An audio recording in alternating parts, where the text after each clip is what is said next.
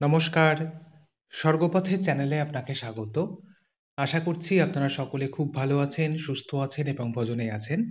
দিনটা ছিল ১লা ফেব্রুয়ারি ২০২৫ শনিবার, আর সময় তখন সকাল ৭টা ১৫। সেদিন ছিল মেলার দ্বিতীয় দিন। একটু আগেই ঘুম থেকে উঠেছিলাম, তারপর একবার গিয়েছিলাম কেভিকের মেডিটেশন রুমে।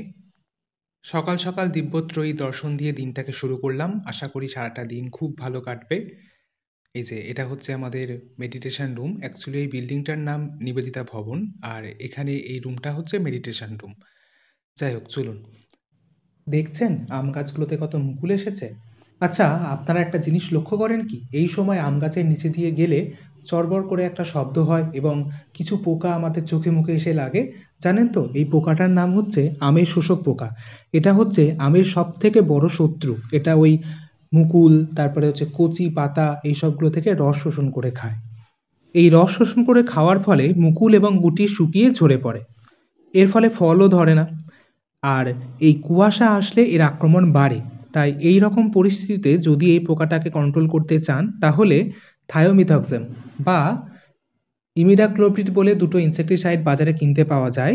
সেইগুলোর মধ্যে একটা কিনে এনে 0.5 ml প্রতি লিটার জলে গুলে সেটাকে স্প্রে করতে পারেন। তাহলে এই পোকাটাকে দমন করতে পারবেন। আরও কিছু জানতে হলে ভিডিওটাকে কন্টিনিউ করুন। এই যে আগের দিনের ভিডিওটাতে আপনাদেরকে মা সারদা ভবন বলেছিলাম না, এটা হচ্ছে সেই মা সারদা ভবন। ভিতরটা তো আপনারা দেখেছেন, আর বাইরে থেকে দেখতে এরকম। আর এই যে এখানে রান্নাবান্না চলছে, ভাত হচ্ছে এখন। আর ওদিকে এখনো তরকারিপাতি কাটাই চলছে। ওই টমেটো কাটছে দেখলাম দিদিরা, চাটনি হবে বলে। চলুন এবার ঘরে যাই, তারপর গিয়ে ফ্রেশ হব, স্নান করব, তারপর রেডি হয়ে আবার মেলাতে যেতে হবে। সেদিন আর খুব একটা তাড়া ছিল না, তাই জন্য ওই ১১টার দিকেই অফিসে গিয়েছিলাম রেডি হয়ে। প্রতিদিন তো আপনাদেরকে ওই দিকের গেটটা দিয়ে নিয়ে যাচ্ছি, চলুন আজকে একটা অন্য গেট দিয়ে আপনাদেরকে মেলার ভেতরে নিয়ে যায়।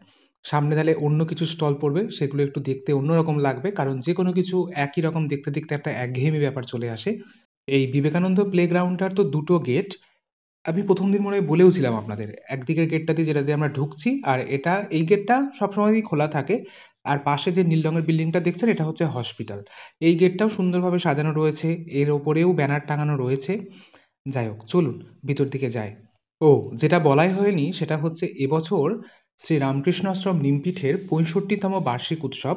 দেখুন ওই যে লেখা আছে ওটায়। আর এই বার্ষিক উৎসব উপলক্ষেই কৃষি মেলা আর প্রযুক্তি সপ্তাহের আয়োজন করা হয়।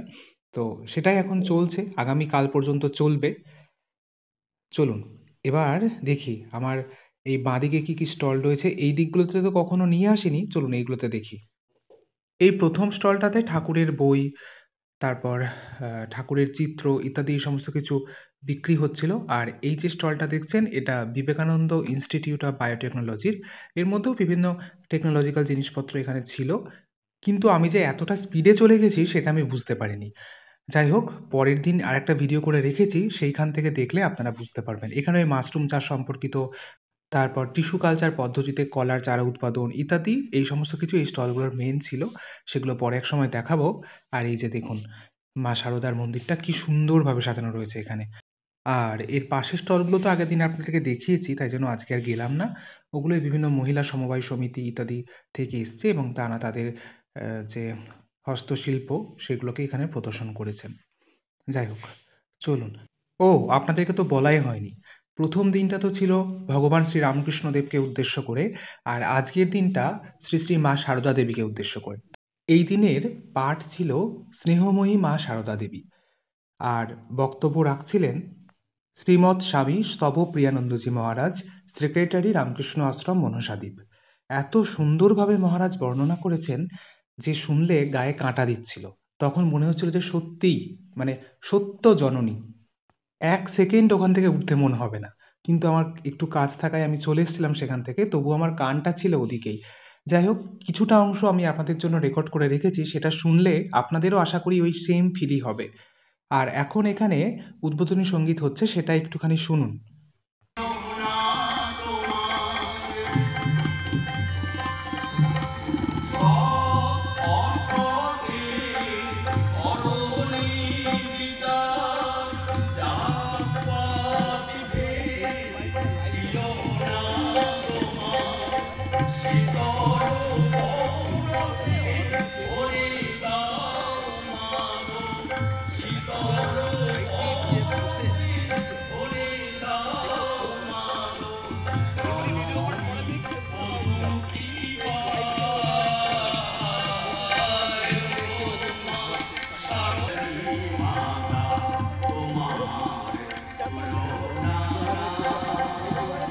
আচ্ছা, এবার একটু কষ্ট করে মহারাজের স্পিচটা শুনবেন যদি আপনি সত্যিই মা শারদাকে ভালোবেসে থাকেন তো। মায়েরা সাধারণত প্রার্থনা করে থাকেন আমার ছেলেটা যেন ভালো থাকে, আমার খেদাটা বোঝাটা পচাটা যেন ভালো থাকে।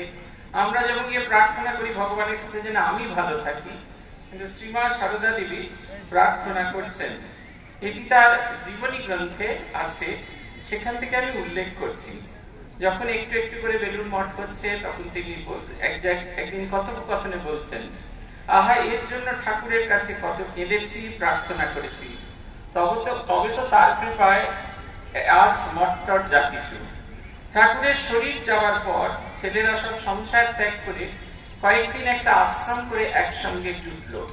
তারপর একে একে বেরিয়ে পড়ে স্বাধীনভাবে এখানে ওখানে ঘুরতে থাকে। আমার তখন মনে খুব দুঃখ হলো। ঠাকুরের কাছে এই বলে প্রার্থনা করলুম, ঠাকুর তুমি এলে, এই কজনকে নিয়ে লীলা করে আনন্দ করে চলে গেলে, আর অমনি সব শেষ হয়ে যাবে। তাহলে আর এত কষ্ট করে তোমার আসার কি দরকার ছিল? কাশী বৃন্দাবনে দেখেছি অনেক সাধু ভিক্ষা করে খায় আর গাছতলায় ঘুরে ঘুরে বেড়ায়, সেরকম সাধুর তো অভাব নেই। তোমার নাম করে সব ছেড়ে বেরিয়ে আমার ছেলেরা যে দুটি অন্যের জন্য ঘুরে ঘুরে বেড়াবে তা আমি দেখতে পারবো না।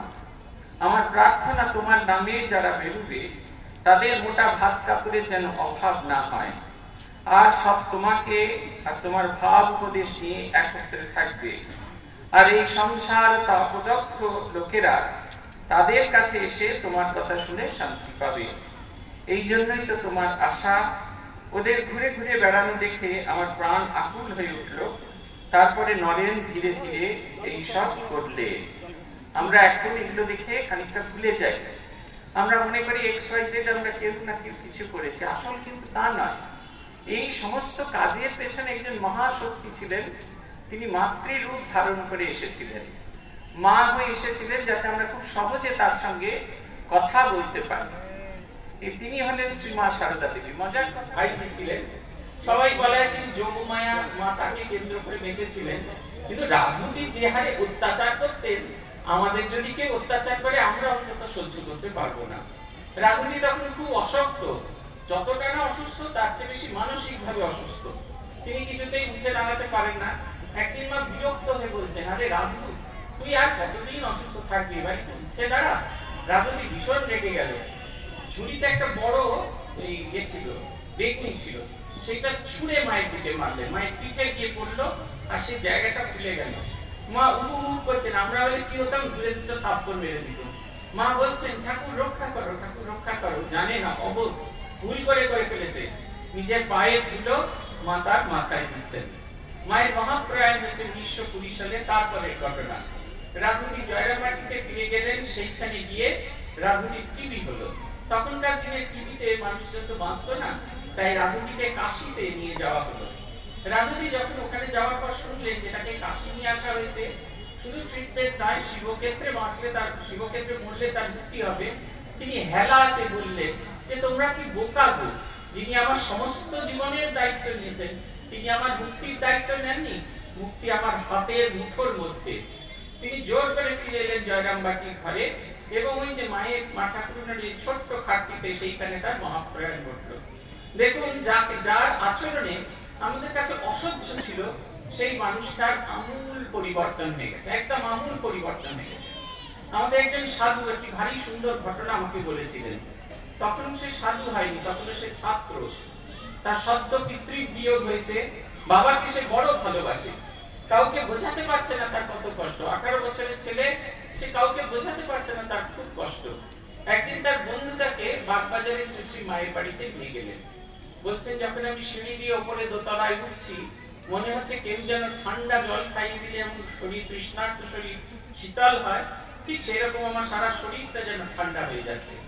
দোতলায় উঠে বিস্ময় যে মায়ের কাছে একজনও দেখা করতে আসেনি। রবিবার বিকেল 4টে, তখন কেউ দেখা, কোনো ভিজিটার নেই মায়ের ঘরে। তখন আপনারা এখন যে দেখেন কাঁচ লাগানো আছে, তখন দরজাটা খোলা যেত, মায়ের ঘরে ওই দিক দিয়ে ভক্তদের ঢুকতে দেওয়া হতো। এখন সেটি বন্ধ হয়ে গেছে অন্যান্য কারণে। তা দেখছেন যে পূজারী দরজা খুলে ওই জায়গাটাকে পরিষ্কার করছে।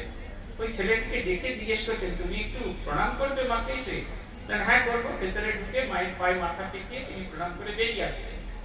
একজনের ভিজিটার নেই, তার মনে হলো একটু বসি নির্জন, মন্ত্র জানেন না, কিছুই জানেন না, কোনো প্রার্থনা তার কাছে নেই, শুধু তার মনের একটা আশা, তার যে অসহ্য কষ্ট, এক অসহ্য যে শোক, সেটা যেন মা হরণ করে নেন। তিনি বলছেন চুপটি করে বসে রইল, মা আমার দিকে তাকিয়েছেন, আমিও মায়ের দিকে তাকিয়েছি, একটা কথা হলো না দুজনের মধ্যে। ঘন্টা খানিক বাদে যখন আস্তে আস্তে পেছনের কাঠের সিঁড়ি দিয়ে নেমে আসছি, মনে হচ্ছে যেন আমি যেন একটা পাখির মতো উড়ে উড়ে নামছি, আমার সারা শরীরে আমার মনে কোথাও এত শোক নেই। এটা একটা নিঃশব্দে বায়ুর মতো তার দৃষ্টি দিয়ে যাচ্ছেন, ওইভাবে চলে যাচ্ছেন, তিনি সবার মাঝখানে এরকম ভাবে হচ্ছেন। মা এই যে তার এই যে ভালোবাসা, মায়ের এই ভালোবাসা খানিকটা আমরা অন্য কিছুর সঙ্গে তুলনা করি না, সেটা হচ্ছে শিশির বিন্দুর সঙ্গে তুলনা করে থাকি। আপনাদের কেউ বলতে ঘুমিয়ে পড়েছে লিখে দিন, ঘুমিয়ে পড়েছে লিখে দিন, ঘুমিয়ে পড়া স্বাভাবিক। সেই মায়ের ভালোবাসা কিরকম জানেন তো, শিশির বিন্দুর মতো। আপনারা কেউ কখনো বলতে পারবেন না যে আপনারা শিশির বিন্দু এই দেখলাম টপ করে শিশির বিন্দু করেছে, আমরা কেউ বলতে পারি না। এই এত কিছু আশা নিয়ে একজন ঘুমিয়েছে তো কি হয়েছে, তোরা যে রোজ ক্লাসে পড়বার সময় কতবার করে ভুলিস, সেটা কিছু হচ্ছে না, অদ্ভুত। বলছেন শিশির বিন্দুর মতো, যেরকম শিশির বিন্দু নিঃশব্দে পড়ে কিন্তু ঘাস ফুলকে প্রাণবন্ত করে দেয়, ঠিক সেই রকম শিশির বিন্দুর মতো নিবেদিতা একটা চিঠি। নিবেদিতা যেদিন এলেন সেই দিনকে স্বামী সদানন্দজি তার সঙ্গে এসেছিলেন। নিবেদিতার নাম জিজ্ঞেস করলেন মা, মা নিবেদিতা বললেন মার্গারেট এলিজাবেথ নোবেল। মা বলেন আমি বাবু অত বড় নাম উচ্চারণ করতে পারো, আমি তোমাকে কুকি বলে রাখবো। সদানন্দজি অনুবাদ করলেন, mother won't be able to utter such a big name, she will call you Cookie, which means a small girl. সত্যিকারের কুকি নিবেদিতা আইরিশ মহিলা, যার পড়াশোনা, যার বিদ্যা বুদ্ধির জন্য লোকে তাকে চেনে, যার বক্তৃতা শোনার জন্য লোকে অপেক্ষা করে থাকে, তিনি সত্যি সত্যি মায়ের কাছে ছোট কুকি হয়ে গেলেন। মা তাকে একটা পশমের পাখা করে দিয়েছিলেন, কিছুই নয়, বাঁশগুলো লাগিয়ে তাতে ফুল লাগিয়ে লাগিয়ে শেষকালে একটা কাপড় লাগিয়ে দিয়েছিলেন। তিনি সেটি মাথায় ঠেকাচ্ছেন, বুকে ঠেকাচ্ছেন, সকলকে তিনি দেখাচ্ছেন। মায়ের সঙ্গে কথা বলবেন বলে তিনি বাংলা শিখছেন, সকলকে বলছেন মাতা দেবী ইহা আমাকে দিয়েছেন, মাতা দেবী ইহা আমাকে দিয়েছেন, মাতা দেবী ইহা আমাকে দিয়েছেন। তিনি স্কুলের কাজ সব শেষ করে ৮টা নাগাদ মাকে দর্শন করতে আসতেন। তখন মা শুয়ে থাকতেন, সেই লম্পটা যে জ্বলত, যেটা বাড়ালে মায়ের চোখে লাগে, তাই একটা কাগজ নিয়ে সেই লম্পের গায়ে লাগিয়ে দিতেন, যাতে আলো বাড়লেও মায়ের চোখে না লাগে। মাকে স্পর্শ করতেন না, একটা রুমাল নিয়ে মায়ের পায়ের তলা থেকে একটু ধুলো নিয়ে তিনি মাথায় ঠেকাতেন। মাকে এইভাবে তিনি ভালোবাসতেন। তারই যে ভালোবাসা ছিল তাতে কোনো উচ্ছ্বাস ছিল না। নিবেদিতা লিখছেন যে সত্যি তুমি ঈশ্বরের অপূর্বতম সৃষ্টি, শ্রীরামকৃষ্ণের বিশ্বপ্রেম ধারণের নিজস্ব পাত্র, যে স্মৃতিটুকু তিনি সন্তানদের জন্য রেখে গেছেন, যারা নিঃসঙ্গ, যারা নিঃসহায়, যারা তোমার কাছে খুব শান্ত হয়ে চুপ করে বসে থাকবে। এই যে যারা নিঃসঙ্গ, যারা নিঃসহায়, যাদের কেউ নেই, কেউ যাদের নেই, মায়ের শেষ যে প্রার্থনাগুলো আছে তার মধ্যে একটি প্রার্থনা আছে। তিনি বলছেন যে মা বলে দিও যারা এসেছে, যারা আসেনি, যারা আসবে, তারা সকলের জন্য আমার আশীর্বাদ থাকলো। সকলের প্রতি তার সমান ভালোবাসা, ভীষণ রকমের ভালোবাসা, কিন্তু সেই ভালোবাসার ভেতরে সামান্যতম উচ্ছ্বাস নেই। শ্রীরামকৃষ্ণ জগৎকে যে ভালোবেসেছিলেন, সেই ভালোবাসার পাত্রটি জগতের কাছে উপহার দিয়ে গেছেন, তিনি হলেন শ্রীমা সারদা দেবী। ওই যে আপনাদের বললাম না, উঠতে মন হচ্ছিল না, সত্যি মন্ত্রমুগ্ধের মতন শুনছিলাম, কিন্তু কিছু একটা কাজের জন্য আমাকে আবার অফিসে আসতেই হচ্ছিল, তো সেই কারণে আমি আসছিলাম, কিন্তু মাইকে যেটুকু শোনা যাচ্ছিল আমার কানটা ওদিকেই ছিল। আর আমি এতবার এই রাস্তাটা দিয়ে যাতায়াত করেছি, আশা করি আপনাদের এই রাস্তাটা এবার মুখস্থ হয়ে গেছে যে আমি এরপর কোন দিকে বেঁকবো। অন্য সময় সময় করে মেলা দেখতে যায়, আর এখন দেখুন দুই ধারে এত মেলা, অথচ দাঁড়িয়ে এক সেকেন্ড দেখার সময় পাচ্ছি না যে দেখি যে এই মেলাগুলোতে কি এসছে, বা সেরকম ইচ্ছেও করছে না দেখার মতন। যাই হোক, সন্ধ্যাবেলাতে দেখবো, মেলা তো সন্ধ্যাবেলাতেই দেখতে ভালো লাগে, তাই না বলুন? আর আমাদের কেভিকে ক্যাম্পাসের এই মূল গেটটা সর্বসাধারণের জন্য ওপেন থাকে এই 3 দিন, মেলার 3 দিন। মানে অন্যান্য সময়তে আপনি কাজে আসতে পারেন, কিন্তু ঘুরতে নয়, কারণ এটা কোনো পার্ক নয়। তাই জন্য এই ৩ দিন কেভিকেতে ভিড়ও থাকে প্রচণ্ড। স্বাভাবিক, এত ফুল দিয়ে সাজানো থাকে, লোকজনের তো দেখে একটু লোভ হবেই। সে যাই হোক, আমার ফোনে এখন আর বেশি চার্জ নেই, তাই জন্য গিয়ে এখন ফোনটাকে একটু চার্জ দিতে হবে, তারপরে আবার অন্য কিছু ভিডিও করতে পারবো। চলুন গিয়ে একটু ফোনটাকে চার্জ দিয়ে নিই। এটা হচ্ছে আমাদের কেভিকের ফ্যাকাল্টি বিল্ডিংটা। এখন একটু ফোনটা বন্ধ করে চার্জ দিই, তারপরে আবার আপনাদের সঙ্গে সবকিছু শেয়ার করব। এটা আবার তার কিছুক্ষণ পরের একটা ভিডিও। এই যে দেখছেন কত লোকজন ঘোরাঘুরি করছে এখন কেভিকের মধ্যে। আর এই যে দুই পাশে তো ফুলের সারি। ফুল বাগানটা তো আমি আপনাদের দেখিয়েছি, বাগান মানে এই যে এখানটা। যাই হোক, চলুন আর একটা জিনিস আপনাদেরকে দেখায়। এই যে এই লনটা, এটা আমি দোতলা থেকে করেছি ভিডিওটা, মানে চোখের আরাম। যাই হোক, এখন দুপুর হয়ে গেছে, তো এবার খেতে যেতে হবে। যাই, গিয়ে খেয়ে দিয়ে একটু রেস্ট নিয়ে তারপরে আবার বিকেলে অনেক প্রোগ্রাম আছে, সেগুলোতে আবার যাব। প্রতিদিন তো আপনাদেরকে সোজা দিকের রাস্তাটা দিয়ে নিয়ে যাচ্ছিলাম, এই রাস্তাটা তো আপনারা চিনেই গেছেন। আর একটা রাস্তা আছে, চলুন আজকে আমার এই বাঁ সাইডে যে রাস্তাটা বেঁকে গেছে এইখানটা দিয়ে যায়। এখানে ওই কোয়েল পাখি ইত্যাদি এই সমস্ত কিছু রয়েছে, তো সেগুলোই এই বাচ্চাগুলো দেখছে। আমার বাঁ সাইডে যেগুলো দেখছেন না, এই বিল্ডিংগুলোতে এটা আর কি পোল্ট্রি ইউনিট। তো এখানে পোল্ট্রি-ফোল্ট্রি আছে। যাই হোক, ওগুলো আবার পরে কোনো এক সময় দেখাবো আপনাদের। আর এই যে আজকেও সেই খাবার ভিড় এখানে, তবে আজকের ভিড়টা কালকের থেকে একটু কম, কারণ এটা অনেকটা পরের দিকের ভিডিও। তবুও এই যে দেখুন হোস্টেলের সামনে খেতে ঢোকার জন্য প্রচুর লাইন এখানে, এখনও লোকজন আসছে সমানে। আর ওদিকে তো ভাত রান্না হয়েই যাচ্ছে, এই যে এখনও ভাত রান্না চলছে। আর এইদিকে তো খাওয়া-দাওয়াও চলছে। আর তারপর আমি উপরে ঘরে চলে গেছিলাম। এটা আমার ঘরের জানলা দিয়ে তোলা একটা ভিডিও। লোকজন আসছে যাচ্ছে এগুলো।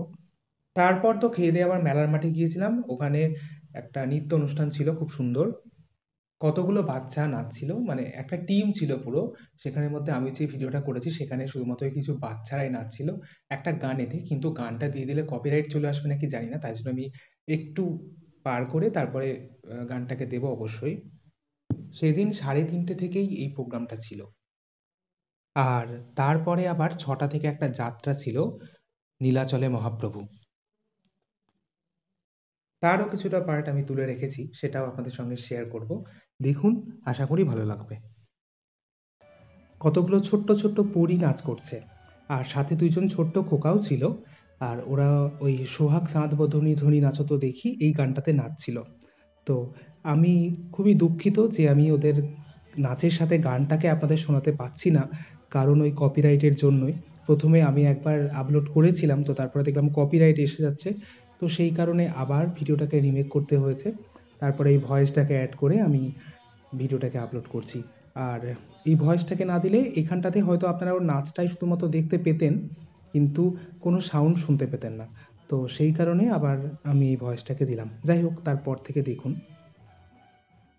তারপর আবার অফিসে চলে এসেছিলাম। আমি বেশিক্ষণ এক জায়গায় স্থির হয়ে বসে থাকতে পারি না। ওইদিকে গেলে মনে হয় ওদিকে কি হচ্ছে, আর এদিকে থাকলে মনে হয় ওদিকে কি হচ্ছে। তাই জন্য আবার অফিসেই চলে এসেছিলাম একবার। তো এই সময়তে শুধু বসে থাকার থেকে আমি ভাবলাম ওই আমের যে টিপসগুলো বাকি ছিল বলছিলাম না আপনাদের, সেইগুলো একটু জানিয়ে দিই আপনাদেরকে। জানেন তো এই কুয়াশা মাখা মেঘলা ও আর্দ্র আবহাওয়ায় আমের সাদা কুঁড়ো রোগ বা পাউডারি মিলডিউ বলে একটা রোগ হয়। এতে আমের মুকুল আসার সময় মুকুল, ফুল, মঞ্জরি দণ্ড, কচি পাতা, কচি ফল এইসব একদম পাউডারের মতন আস্তরণে ঢেকে যায়। আক্রান্ত ফুল এবং কচি ফল হলুদ হয়ে শুকিয়ে যায় এবং ঝরে পড়ে। পাতাগুলো গুটিয়ে বিকৃত হয়ে যায়। তো এটাকে দমন করার জন্য আপনারা ওয়েটেবল সালফার 80% সেটাকে ২ গ্রাম প্রতি লিটার জলে গুলে স্প্রে করতে পারেন, বা এটা যদি আপনারা না পান তাহলে ঠান্ডা জলও স্প্রে করতে পারেন। আর এই সময়তে অনেকেই বলেন যে আমের মুকুল ঝরে যাচ্ছে। এবার এই আমের মুকুল ঝরে যাওয়াও অনেক রকম কারণে হতে পারে, জানেন তো? ধরুন ময়েশ্চারের জন্য হতে পারে। তারপরে আপনার হরমোনে যদি সমস্যা হয় তাহলে তার জন্যও হতে পারে।